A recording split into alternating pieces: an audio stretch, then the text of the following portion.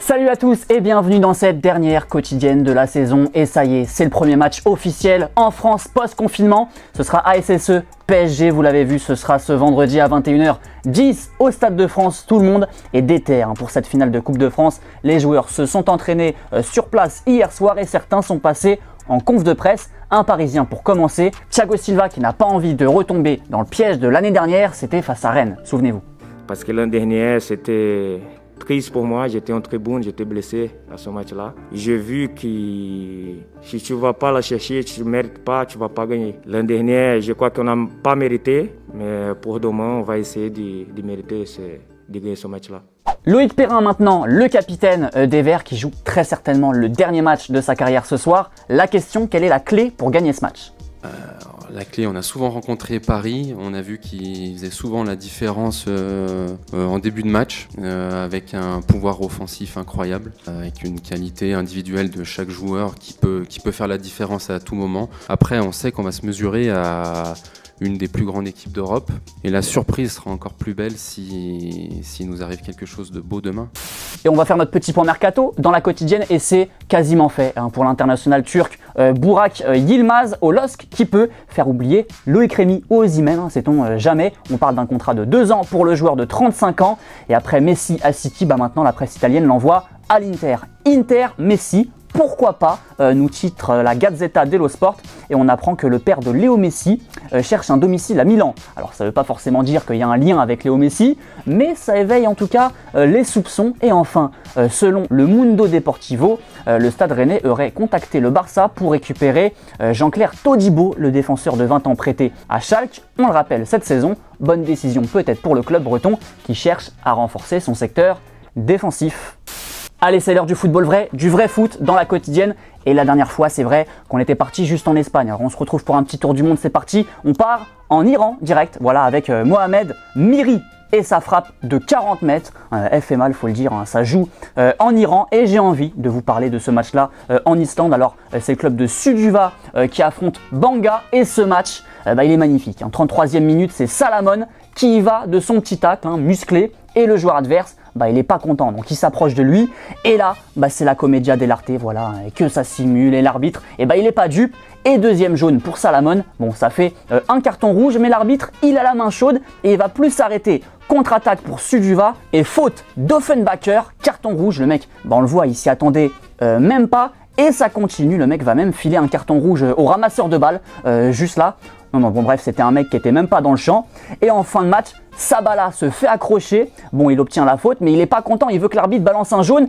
On est où? Résultat, carton rouge pour contestation. Faut pas le chauffer l'arbitre ce soir. Bref, 0-0 dans ce super match en Islande. Et ce matin, Noël Le Graët, le président de la FFF, a fait les louanges de Karim Benzema sur sa superbe saison au Real. Regardez ce qu'il nous dit, il a fait une saison exceptionnelle avec le Real. Il fait partie aujourd'hui, sur la saison qu'il vient de réaliser, des meilleurs joueurs. Il a fait, à mon avis, la meilleure saison de sa carrière. Réaction de Karim Benzema sur Twitter, je préfère en rire. Bon nous on va les laisser. En Italie maintenant, c'est la Juve qui a calé hier soir, c'était face à l'Udinese, défaite dans les derniers instants du match sur un contre éclair de Fofana, score final 2-1 donc, et ça relance un peu cette Serie A. Regardez, on jette un œil au classement, l'Atalanta est à 6 points de la Juve et c'est officiel, ce sera donc ces 4 premiers que l'on verra en Ligue des Champions la saison prochaine. Ligue des Champions qui fait même un peu peur à la presse italienne qui ne voit pas la Juve prête pour affronter l'OL en 8e. La place de Sarri peut même être compromise, sinon qualification. Match qui aura lieu, on le rappelle, le 7 août prochain. Et on reste en Italie du coup, et vous l'avez vu depuis le début de la semaine, la quotidienne qui était aux couleurs du film Le Défi du Champion. Ça sort en salle le 5 août prochain et ça nous raconte l'histoire de Christian, un jeune espoir de la Roma, joueur rebelle, têtu. Il va être confronté à un ultimatum, étudier et passer le bac afin de pouvoir continuer à jouer sous le maillot de la Roma. Extrait. La nuit dernière, Christian Ferro a été impliqué dans une rixe dans une discothèque du centre de Rome en compagnie d'un groupe de supporters. Christian, s'il vous plaît, Christian. C'est vrai cette histoire de bagarre? Qu'est-ce qui s'est passé? Déclaration à faire.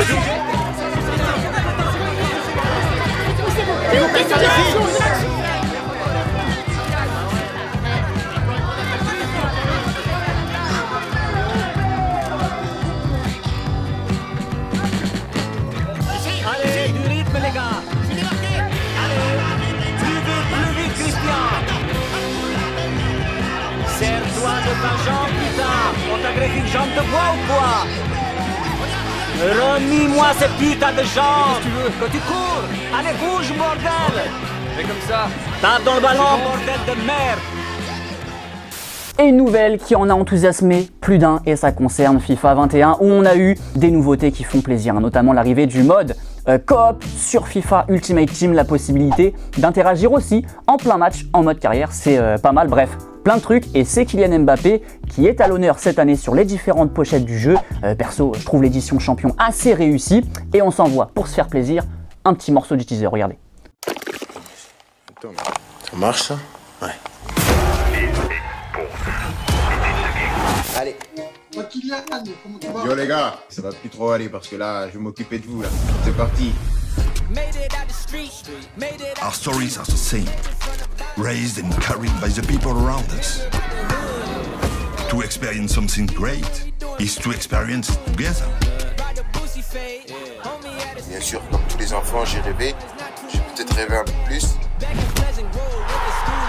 Each of us strive, but it's the team that makes us. Look this guy, you think he's good? We've triumphed and conquered, but sometimes we stumble, even fall. Quando estamos a passar momentos difíceis, temos a família e temos os amigos. We are confident, controlled, and unified. Can you do this? Et au cas où vous ne le saviez pas, la finale de la Ligue des Champions, ça sera sur TF1 cette année. Oui, la plus belle des compétitions sera évidemment en clair chez nous et sera évidemment commentée par les amis Grégoire Margoton et Vicente Lizarazu. Notez-le bien dans votre agenda donc et rendez-vous le 23 août sur TF1 pour la finale de la Ligue des Champions. Les deux petits commentaires à la question de mercredi qui était Niko Kovac est-il l'homme de la situation pour l'AS Monaco cette saison? Bing, tu nous dis non, il suffit pas de changer l'entraîneur pour changer la situation. Si l'ASM ne fait pas un bon mercato, Kovac ne pourra rien faire. Lolo, tu penses que oui, c'est un homme qui connaît le foot du haut niveau. Il sort d'une année avec le Bayern. Je pense que c'est un bon choix pour Monaco. C'est la fin de la quotidienne. Merci à tous de nous avoir suivis. Il y avait une petite chaise à gagner, souvenez-vous, c'était signé Elinox, c'était la chaise du PSG. Et félicitations à Corentin Romain qui remporte donc ce super cadeau. Bravo à toi, et c'était la dernière quotidienne de la saison. Je tenais à remercier toutes les équipes de Téléfoot sans qui cette émission n'existerait pas. Merci aussi à Sarah qui m'a aidé pendant les vacances à monter ces petites quotidiennes. Donc voilà, merci à tous de nous avoir suivis. N'oubliez pas que vous allez retrouver quand même votre petit Thomas à la rentrée. Ce sera le 17 août, dans 3 semaines. Portez-vous bien d'ici là. Je vous souhaite de bonnes vacances, profitez et on se retrouve donc le 17 août. À la prochaine, salut. Arthur pela direita para receber, para cima dele a marcação do Reinaldo. Ítalo fez a finta ali. O Arthur põe a bola por dentro, ainda Arthur puxou pro pé esquerdo.